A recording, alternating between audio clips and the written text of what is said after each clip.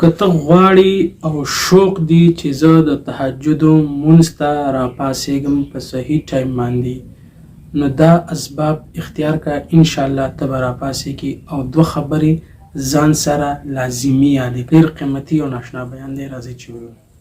تهجد څنګه به انسان ته آسان شي؟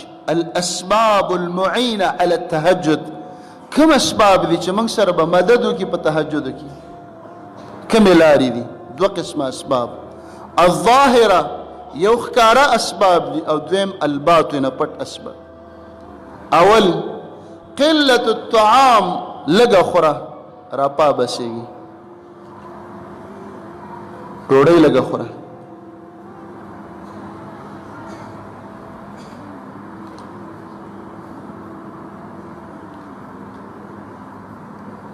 وهب ابن منبه نه نقل دی، هغه فرمایي شیطان ته هغه انسان ډیر خوښ دی چې هغه ډیر خوراک کوي او ډیر څښاک، ځکه چې ډیره وخوري او ډیره وڅښي بیا خوب ډیر ورځي، بیا به څنګه پاسي؟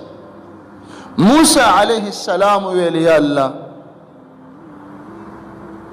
تا ته کوم انسانان خوښ دي؟ الله ورته وفرمایل اے موسی خپله خېټه وږې ساته، نو زما محبت به تا سره پیدا شي. نبی صلی الله علیه وسلم ټول عمر په لږه خېټه وده شي، ځکه ټوله شپه الله ته ودرېد. دویم الاقتصاد فی کد النهار، د ورځې چې انسان ستړیواله کم کی، ډېر ستړی نشي، د شپې تهجد کولی شي. یو انسان ټوله ورځ ستړی شو، ستړی منډه منډه منډه، دی به څه راپاسي؟ د ورځې ځان دومره مه ستړی کوه چې د شپې بیا ماسخوتن د ځان نه خبر نه وي، خولې کلاه و پاتې شي او وده شي. دا خو ظاهري اسباب. بل دریم سبب الاستعانة بالقیلولة نهارا، د ورځې لږ قیلوله کوه، دا ټایم کې خوب، غرمې مانځنه مخکې لږ خوب کوه، دا نیمه ګنټه خوب الله رب العالمین د دې د وجې نه به تا تهجد ته راپاسي. څلورم ترک فضول الکلام، فضول خبرې به ډېرې نه کړي.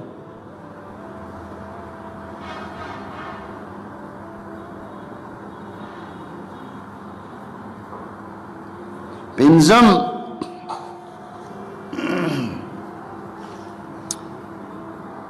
طیب المطعم والاکل، خوراک او اسکاک پاک کوه مخکې. بل سبب ترک السمر بعد العشاء، ماسخوتن مانځه پسې وروستو وختي وده کېږه، قصې به ډېرې نه دي. حدیث کې راځي ماسخوتن مانځه نه پس چې مونځ دې کوو بیا وده کېږي، قصې مه کوئ. هغه انسانان چې ټي وي ته، کیبل ته، ډش ته، خبرونو ته ناست او موبایلو ته لګیا دي، دوی به تهجد څه وکړي؟ او چې بیا ګانې بجانې اوري تهجد به څه وکړي؟ اجرو بیټکونو کورونو کې ناست او تاشونه او ګیمونه او لوبې لګولي، دوی به تهجد څه وکړي؟ عمر رضی الله عنه به د شپې ګرځېده، دوره به ورسره وه، او خلق به وال ماسخوتن مانځه نه پس به لارو کوڅو کې نه ګرځي. زمونږ د دې وطن نظام ته وګوره، بیا پنجاب کې د شپې 2 بجو پورې خلک دکانونه کولاوي. موږ هلته د چا میلمانه شو، ډوډۍ د ماسخوتن 11 بجې وخوړه، وایي موږ خو لا نن وختي وخوړه، زموږ د وجې نه وختي ډوډۍ وخوړه د شپې 11 بجې. 1 بجه او 2 بجې وده شي، دا به تهجد څه وکړي؟ دکانونه وختي بند کوي، وختي وده شي. معاویه ابن قره په باره کې راځي، بچي به وختي وده کول، ورته به ویل وده شئ، کیدای شي د شپې الله یو خیر در نصیب کړي، تهجد ته راپاسي، وختي وده شي. او بل سبب نرم بسترې نه ځان ساته، چې ډېره نرمه فوم دی او ښه مزېداره کمبله ده او ګرمه کوټه ده، هیټر او بخارۍ لګېدلې ده، بیا هم انسان نشي پاسېدلی دا چې بستره کلکئ محمد رسول الله علیه السلام په پوزه کې وده کېده او لږه یخني د سړي کېږي نو بیا صحیح د تهجد توفیق ملو شي. الاسباب الباطنه باطنی اسباب څه دي د تهجد دپاره؟ اول الاخلاص، په زړه کې یو درد پیدا کړي اخلاص چې یا الله تهجد را نصیب کا الاخلاص. دویم یقین پیدا کا چې الله رب العالمین تا ته دعوت درکړی دی چې پاسېږه، الله فرمایي ودرېږه. دریم امام الانبیاء محمد رسول الله علیه السلام امام اعظم هغه تهجد کړی دی، د هغه په نقش و قدم روان شه. لقد کان لکم فی رسول الله اسوة حسنه. څلورم د تهجد خوند پیژنه، منګه خوند نه دی پیژندلی، سلفونه نقل دي. سفیان فرمایي وایي زه شپې ته دومره خوشحالیږم لکه یو انسان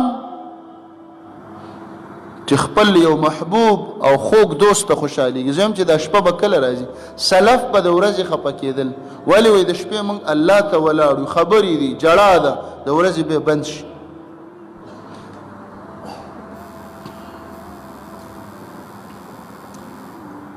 بل دا یقین جوړ که چې الله تا ته ګوري او چې الله چا ته ګوري او دی ورته ولاړي. كأنك تراه فإن لم تكن تراه فإنه يراك. الله درته ګوري، بس پاسېږه ورته ودرېږه، هسې هم الله موږ ته ګوري او الله ته ځان وښایه چې الله زه تا ته ولاړ. د رسول الله علیه السلام حرص ته وګوره چې خپې مبارکې پړسېدلې. بل النوم على نیت تهجد، د شپې نه وده کېدلو نه اراده وکړه چې یا الله تهجد به کوم، الله به دې راپاسي. په زړه کې یو ټیم مقرر کړه، مخکې ټیم ته به دې الله راپاسي. نه به چا غږ کړی، نه به موبایل، نه به الارمي، ته به وایې چې چا وخوځولم راپایسول. د تهجد په نیت باندې وده شي. بل الدعاء، لږه دعا شروع کا نور وختونو کې چې یا الله ما ته د تهجد توفیق راکا. د تهجد دعا دې کله کړې ده چې الله ما ته د توفیق راکا. لا تحرمنا لذة مناجاتك، یا الله ستا د دې جرګې د دې خوند مې مه محرومه کوه. حببنا، دا دعا ډېره کوه. اللهم حببنا في قيام الليل وصلاة الجماعة والذكر والدعاء وتلاوة القرآن. یا الله مینه مې د تهجد سره پیدا که. اللهم حببنا في قيام الليل، یا الله د تهجد سره مې مینه پیدا که. بل یو سبب د سلف تاریخ وګوره د صحابو چې هغوی څنګه تهجد کول، شوق به دې پیدا شي. بل سبب په دې یقین ساته چې د تهجد نه چې تا محرومه کوي هغه زما او ستا لوی عظیم ابدي دشمن چې شیطان دی، دشمن ملا ماته که په دې باندې. بل سبب محاسبة النفس، لږ ځان سره حساب وکړه چې ما الله له څه کړي دي. دا فرض مونځ خو ټول خلک کوي، دا خو کورونو کې ابیګان هم کوي، دکانونو کې دکانداران هم کوي، پټو کې زمیدار هم کوي، ما څه کړي دي. بل سبب د سلفو جړا وګوره چې د شپې څومره جړا کړې ده. بل سبب جنت او جهنم ځان ته مخې ته که، یا الله جنت په تهجد ملاویږي او د اور نه امان دام په تهجد ملاویږي. بل سبب همیشه د پاره ځان کمزوره حسابوه چې یا الله ما څه نه دي کړي، اسم هم نه دي کړي، دا خپل عملونه لږ حسابوه.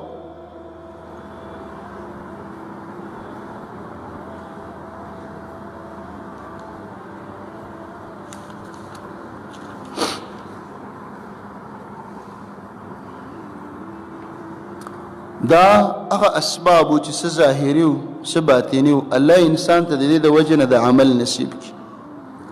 دا د تهجد په باره کې یو څو خبرې وي صرف په دې نیت باندې ما وکړلې چې دا ورځې دا شپې دا د دې سیزن دی. طال لیله وقصر نهاره الشتاء غنیمة العابدین، جمع د عابدانو غنیمت ته، شپه اوږده ده تهجد وکړه، ورځ لنډه ده روژه ونیسه. د روژهدارو قافلې روانې دي، د روژهدارو قافلې د زیارت په ورځ او د فیر په ورځ الله له روانې دي. په دې قافله کې او په دې ډله کې ځان شمار که، په دې ورځو کې په دې قافله کې روان شي. 20 منټه د پاسه 15 بجې د پېښور په ټیم باندې په دې ورځو کې د سحر اذان کېږي چې 4 بجې راپاسي، 1 غنټه تهجد نفلونه وکړه، دعا په سجدو کې په جړا کې، هیڅوک مه خبره او ځان له په تیاره کې ولاړې. د دې یو مزه ده. علم وغواړه، رب زدني علما، اللهم إني أسألك علما نافعا وعملا متقبلا ورزقا طيبا، اللهم إني أعوذ بك من علم لا ينفع، اللهم حبب إلينا الإيمان وزينه في قلوبنا وكره إلينا الكفر والفسوق والعصيان واجعلنا من الراشدين واجعلنا هداة مهتدين. داسې دعاګانې د علم نافع سوال وکړه، سوال 2 رکعاته 4 رکعاته 6 8 رکعاته مونځ وکړه، هر حاجت به دې پوره شي. شپه اوږده ده، په خوب یې مه تېروه، وختي وده شه، مانځه پسې فورا وده شه. الله رب العالمین به د عمل مونږ او تاسو ته رانه، نیت مې دا و د عمل مونږ کې راشي. ډېر وخت د دې عمل نه محرومه شوي یو، ښځې او سړي، خویندې ورونه، کورونه او جماعتونو کې الله ته ودرېږي. امت به برابر شي، بیماری به ختم شي، ګناهونه به ختم شي، علما به پیدا شي، دعاګانې به قبول شي، هر قسم حالات به برابر شي، غمونه به ختم شي، پریشانی به ختم شي، خوشحالی به راشي، مال به راشي، رزق به پراخ شي. تهجد وکړئ. اقول قولي هذا واستغفر الله لي ولكم ولسائر المسلمين.